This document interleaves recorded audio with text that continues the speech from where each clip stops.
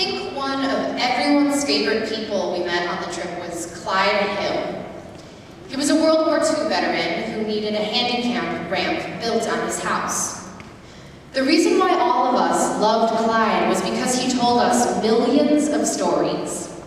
The entire time we built that ramp, 16 hours over 2 days, he stayed outside with us and told us all his war stories and family stories. While we were building the handicap ramp for him, we would switch off between who was working and who was talking with him.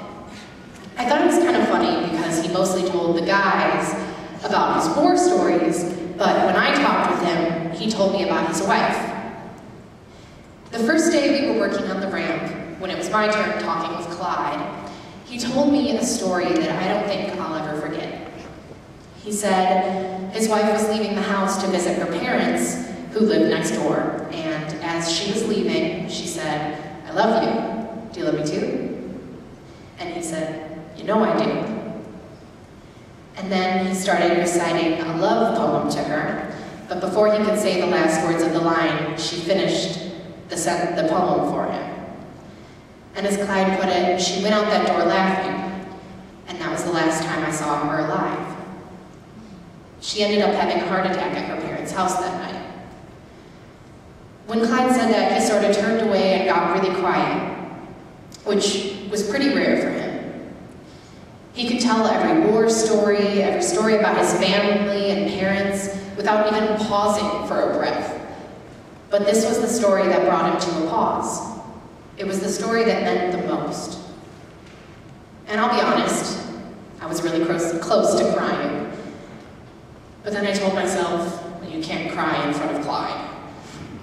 But it made me think about the people in my life who I've loved and whom I've lost. It made me think about how everyone has someone who they've loved and who they've lost. Whether it's a grandparent, parent, friend, husband, wife, everyone has that in common. No one can escape death, but Clyde made me realize just because someone is gone doesn't mean they're really gone. We still have their stories and their memories. They touched our lives and taught us so many lessons, and they're a part of what makes us, us. I realized that Clyde wasn't turning away just to steady his breath and keep from letting a tear loose. Yes, that was part of it, sure. But he was also turning away to take a moment to think about his wife. And not just the moment that she died, but all the moments of love they shared. And when he turned back, he smiled and told me another dozen or so stories about his wife. How they met, how he proposed to her, what she was like, even exact conversations that they'd had. Now, I know we helped Clyde by building that ramp on his house, but I think we helped him more by giving him 12 teenagers to share his stories with. When we're leaving this earth, our possessions will no longer be important. Our house, our car, our clothes, our handicap ramp won't matter. In the end, all we have, and the important thing we leave behind, is our life, and our stories and memories. Clyde made me see that while some of our loved ones might not physically be beside us, they are alive, because their lessons, their memories, and their spirits live within us always.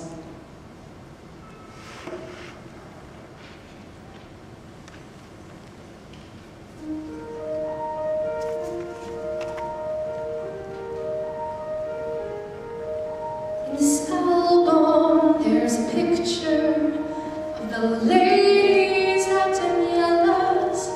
You can tell it's from the 80s by the volume of their hair. There's Gustave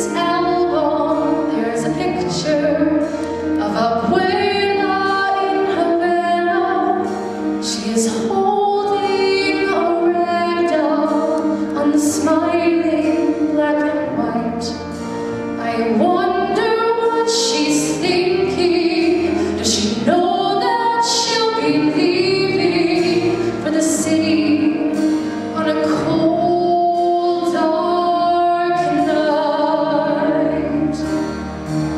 And on the day she ran, did she dream of endless summers? Did her mother have a plan? Or did they just go? Did somebody sit her down and say, Claudia, get ready to leave behind everything you know,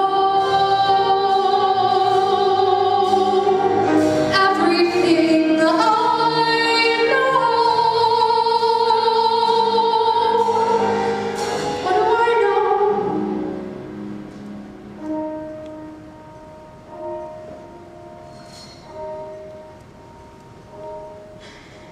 In this folder, there's a picture from my high school graduation, and the program mint condition with a star